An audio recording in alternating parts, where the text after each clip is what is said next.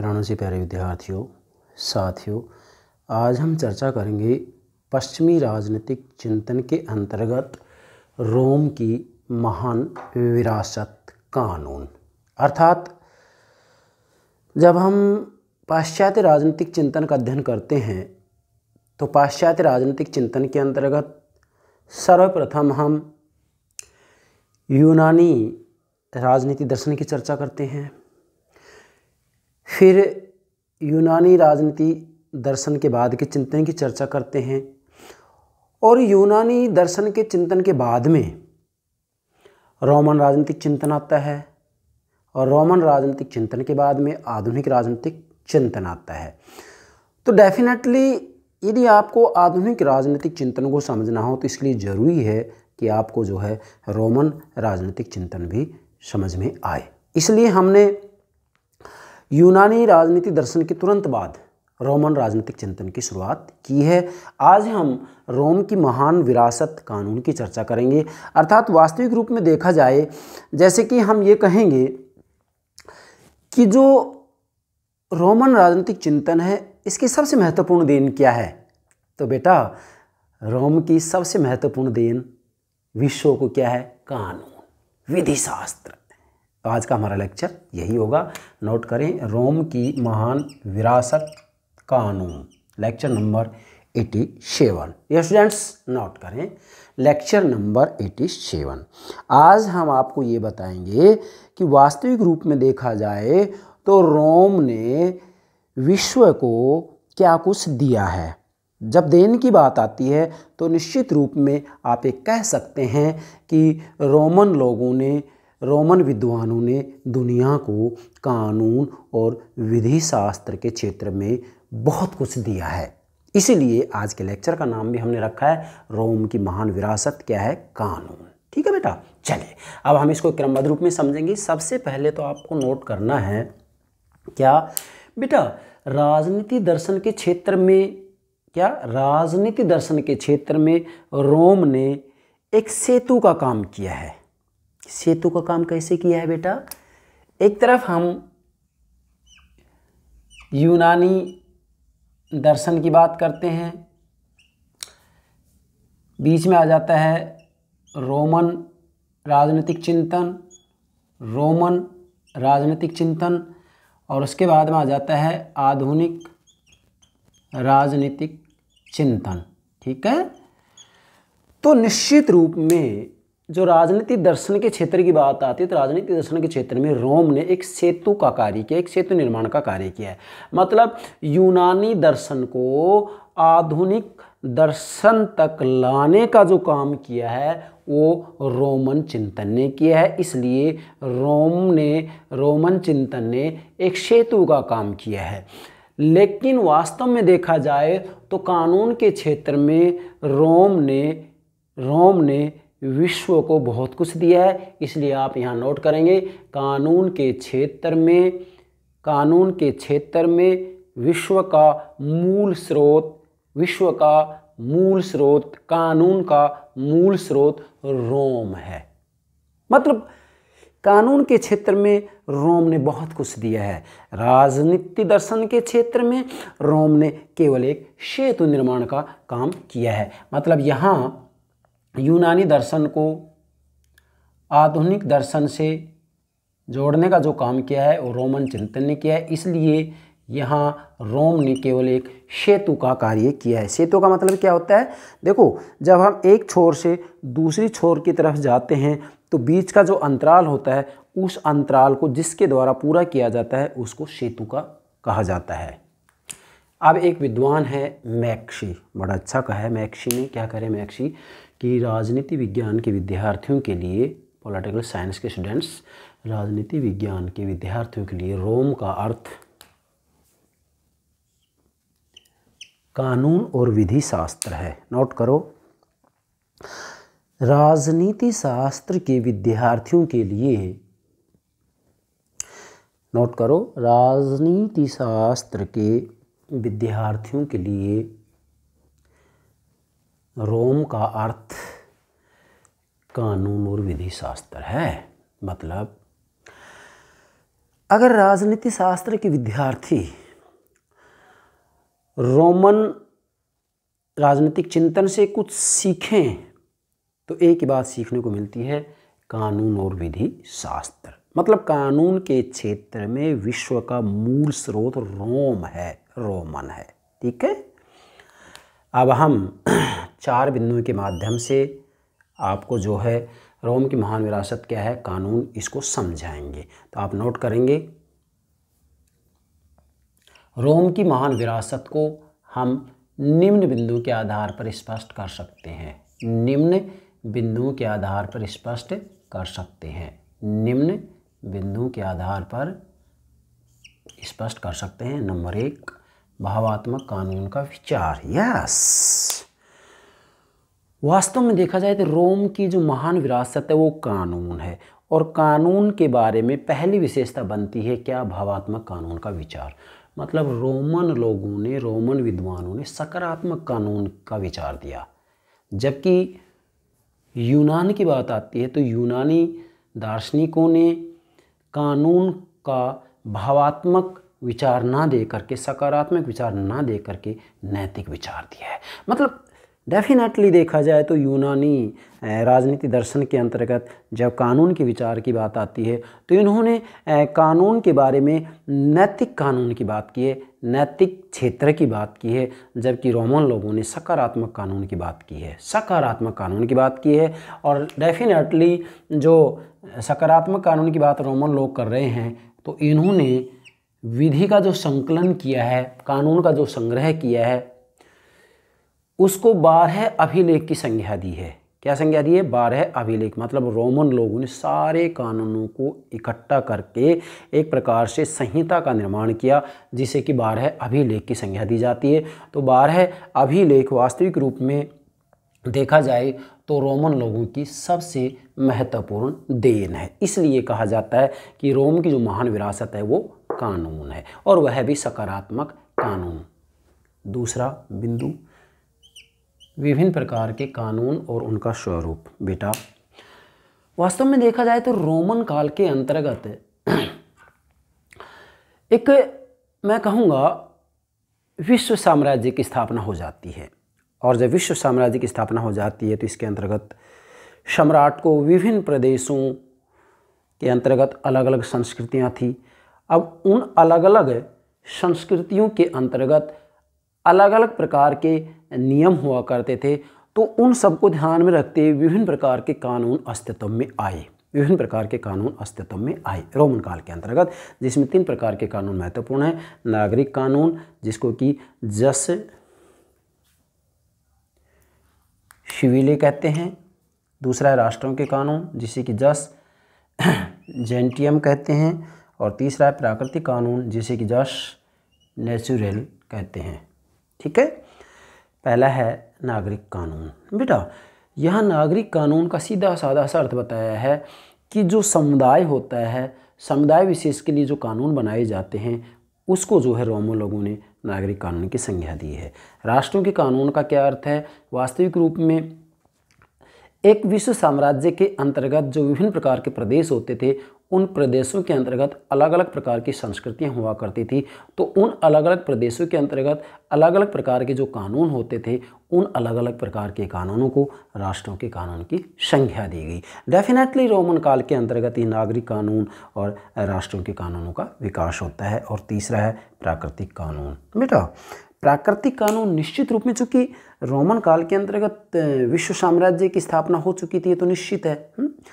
अब यहाँ वास्तव में देखा जाए तो जब सम्राट के पास में अलग अलग प्रदेशों से अलग अलग प्रकार के विवाद आते थे, तो उन विवादों के समाधान करने के लिए सम्राट ये अपेक्षा रखता था कि जो कानून के विशेषज्ञ होते हैं, जो विधि विशेषज्ञ होते हैं, वो ऐसे सामान्य सिद्धांतों का निर्माण करें जिससे कि सभी प्रदेशों के अंतर्गत जो विवाद हैं, जो विवाद सम्राट के सामने आते हैं, उन विवादों का समाधान उन सामान्य सिद्धांतों के आधार पर किया जा सके।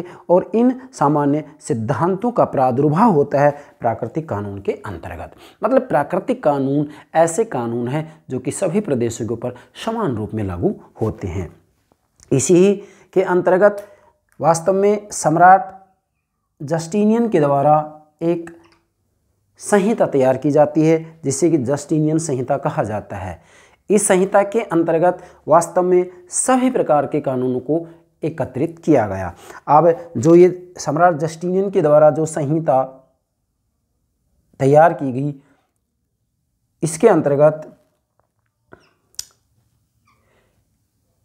3 प्रकार के विधि ग्रंथ तैयार किए गए जिनको नाम दिया गया। प्रथम जस्टिनियन कोड, दूसरा जस्टिनियन डाइजेस्ट, तीसरा जस्टिनियन इंस्टीट्यूट्स। ध्यान दें, ये 3 विधि ग्रंथ तैयार किए गए थे सम्राट जस्टिनियन के द्वारा। प्रथम जय मतलब जस्टिनियन कॉड, दूसरा जस्टिनियन डाइजेस्ट, तीसरा जस्टिनियन इंस्टीट्यूट्स। ये 3 विधि ग्रंथ तैयार किए गए थे जिसे कि जो है जस्टिनियन संहिता की संज्ञा दी गई है। ठीक है, संहिता का मतलब होता है कानूनों को, विभिन्न प्रकार के कानूनों को जो है एकत्रित कर करके और उसको एक रूप देना। तीसरा है प्रभुसत्ता का विचार। रोमन काल के अंतर्गत प्रभुसत्ता की बात भी की जाती है और रोमन विद्वानों ने प्रभुसत्ता का निवास स्थान राजनीतिक समुदाय को माना। क्या? राजनीतिक समुदाय को माना। मतलब वास्तविक रूप में देखा जाए तो राजनीतिक समुदाय को प्रभुसत्ता का निवास स्थान माना रोमन लोगों ने। क्या? राजनीतिक समुदाय को प्रभुसत्ता का निवास स्थान माना। किसने? रोमन लोगों ने। तो डेफिनेटली हम कहेंगे कि रोम के अंतर्गत रोमन विद्वानों के द्वारा प्रभुसत्ता के बारे में भी अपने विचार दिए गए। हालांकि ये बात सत्य है कि यूनानी राजनीतिक दर्शन के अंतर्गत प्रभुसत्ता के बारे में इस रूप में विचार नहीं दिए गए जिस रूप में कि रोमन विद्वानों के द्वारा दिए गए हैं। तो यहाँ पर हमें ज़्यादा एक्सप्लेन करने की आवश्यकता नहीं है, कारण क्योंकि कल का जो हमारा लेक्चर होगा वो प्रभुसत्ता के विचार पर रोम के संदर्भ में अलग से होगा। अगला ही लेक्चर जो हमारा 88 मतलब 88 नंबर का जो लेक्चर होगा वो रोम के अंतर्गत प्रभुसत्ता के बारे में क्या विचार हैं इसके ऊपर व्यापक रूप में हम कल समझाएंगे, इसलिए यहाँ ज़्यादा बताने की आवश्यकता नहीं है। समझ गए बेटा? इसके ऊपर हम कल लेक्चर अलग से अपलोड करेंगे। चौथा बिंदु है वैयक्तिक अधिकारों और राज्य को कानूनी रूप प्रदान करना। रोम के अंतर्गत विद्वानों के द्वारा व्यक्ति के अधिकारों की चर्चा की गई और इसी के साथ में राज्य को एक कानून रूप प्रदान किया गया। मतलब रोमन लोगों ने जो है राज्य को एक मैं कहूँगा कानूनी व्यक्ति माना है। क्या माना है बेटा? राज्य को कानूनी व्यक्ति माना है। और रोमन लोगों ने व्यक्ति और जैसा कि मैंने नोट भी किया है, रोमन लोगों ने यहाँ गेटल के शब्दों में लिखा भी है, रोमन लोगों ने राज्य और व्यक्ति को पृथक करते हुए व्यक्ति और राज्य के अधिकार और कर्तव्यों का उल्लेख किया है। मतलब डेफिनेटली जो रोमन विद्वान हैं इन्होंने क्या किया है कि राज्य और व्यक्ति को पृथक पृथक कर दिया और राज्य और व्यक्ति के अधिकार और कर्तव्यों की चर्चा की है। अगर हम कहें तो यूनानी दर्शन के अंतर्गत वास्तव में राज्य के लिए व्यक्ति का बलिदान कर दिया गया, लेकिन रोमन विद्वानों ने राज्य के लिए व्यक्ति का बलिदान नहीं किया, बल्कि व्यक्ति के पृथक अस्तित्व की बात की है। और भले ही कानूनी चिंतन की बात हो, रोमन विद्वानों ने वास्तविक रूप में केंद्र में व्यक्ति को ही माना है। ये आपको ध्यान में रखना है, जैसा कि हमने नोट भी कर दिया है। गेटेल कह रहे हैं कि रोमन लोगों ने राज्य और व्यक्ति को पृथक करते हुए व्यक्ति और राज्य के अधिकार और कर्तव्य निश्चित किए हैं। फिर हमने यहाँ और भी नोट किया है, नोट करें इसको। व्यक्ति को कानूनी विचार का केंद्र राज्य के स्थान पर। यहाँ आपको ये बात ध्यान में रखनी है कि जो रोमन लोग हैं, रोमन राजनीतिक दर्शन है, इसमें क्या है कि व्यक्ति को कानूनी विचार का केंद्र माना है। मतलब वास्तव में जो रोम की महान विरासत है वो कानून है, लेकिन व्यक्ति को कानूनी विचार का केंद्र माना है, मतलब व्यक्ति को सेंटर पॉइंट माना है। व्यक्ति को रोमन विद्वानों ने वास्तव में देखा जाए तो कानूनी विचार का केंद्र माना है, सेंटर पॉइंट माना है। फिर कह रहा हूँ, रोमन विद्वानों ने, रोमन राजनीति दर्शन ने, रोमन राजनीतिक चिंतन ने व्यक्ति को कानूनी विचार का केंद्र माना है, जबकि यूनानी दर्शन के अंतर्गत वास्तव में देखा जाए तो चिंतन का जो केंद्र माना है वो उन्होंने राज्य को माना है, मतलब राज्य के लिए व्यक्ति का बलिदान किया गया है। लेकिन रोमन दर्शन के अंतर्गत वास्तव में यदि इसके अंतःस्थल तक जाएं तो व्यक्ति को कानूनी विचार का केंद्र माना है। किसके स्थान पर? राज्य के स्थान, मतलब राज्य के स्थान पर। फिर से कह रहा हूँ, रोमन चिंतन के अंतर्गत राज्य के स्थान पर, नोट करें, राज्य के स्थान पर व्यक्ति को कानूनी विचार का केंद्र माना है। मतलब रोमन दर्शन के अंतर्गत, रोमन राजनीतिक चिंतन के अंतर्गत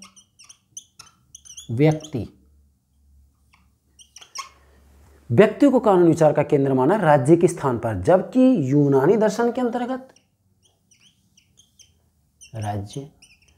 यूनानी दर्शन के अंतर्गत राज्य को चिंतन का केंद्र मानना है, नगर राज्य को चिंतन का केंद्र मानना है। ये महत्वपूर्ण बात है, इसको आपको ध्यान में रखना है। फिर से कह रहा हूँ, रोमन दर्शन के अंतर्गत व्यक्ति को कानूनी विचार का केंद्र माना है, व्यक्ति को, जबकि यूनानी दर्शन के अंतर्गत राज्य को चिंतन का केंद्र माना है, मतलब नगर राज्य को, सिटी स्टेट को, नगर राज्य को जो है चिंतन का केंद्र बिंदु माना है। और मैं ये कहूँगा, यूनानी दर्शन के अंतर्गत राज्य के नाम पर व्यक्ति का बलिदान किया गया है, लेकिन रोमन दर्शन के अंतर्गत व्यक्ति का बलिदान नहीं किया गया है, बल्कि व्यक्ति को कानूनी विचार का केंद्र माना है। ठीक है, और व्यक्ति और राज्य के पृथक अस्तित्व की बात की गई है। और यहाँ जैसे मैंने लिख भी दिया है कि व्यक्ति और राज्य को पृथक करते हुए इन दोनों के अधिकार और कर्तव्यों की चर्चा की गई है, जबकि यूनानी दर्शन के अंतर्गत ऐसा नहीं किया गया। ये मूल बात है जिसे कि आपको ध्यान में रखना है। तो रोम की जो महान विरासत है वो क्या है बेटा? विधि, मतलब कानून और विधि शास्त्र। अब यहाँ आपसे मान लीजिएगा एग्जाम पूछ लिया जाए कि रोम की सबसे महत्वपूर्ण विरासत क्या है? कानून। मतलब रोमन विद्वानों ने, रोमन लोगों ने विश्व को क्या कुछ दिया है, विश्व को क्या दिया है, दुनिया को क्या दिया है? तो मैं कहूँगा कि कानून ये रोमन लोगों की सबसे महत्वपूर्ण देन है। दुनिया को यदि बहुत कुछ दिया है तो रोम ने क्या दिया है? कानून दिया है। कानून के बारे में जितना रोम ने दिया है, रोमन विद्वानों ने दिया है, उतना दुनिया में किसी ने भी नहीं दिया है। ये आपको ध्यान में रखना है। तो आज का जो हमारा लेक्चर है वो इन 4 बिंदुओं के माध्यम से आप अच्छे से समझ सकते हैं। बस इतना सा ध्यान रखना है कि हमने टॉपिक का नाम ये रख दिया है कि रोम की महान विरासत क्या है। मतलब रोम ने पश्चिमी राजनीति दर्शन को जो है क्या कुछ दिया है, पश्चिमी राजनीति चिंतन के अंतर्गत रोम की महान देन क्या है? तो रोम की महान देन क्या है? कानून है। ठीक है बेटा, तो मुझे विश्वास है आज का जो ये लेक्चर है बहुत ही महत्वपूर्ण है और इसे आप अच्छे से समझ भी गए होंगे। यस बेटा, okay, thank you very much।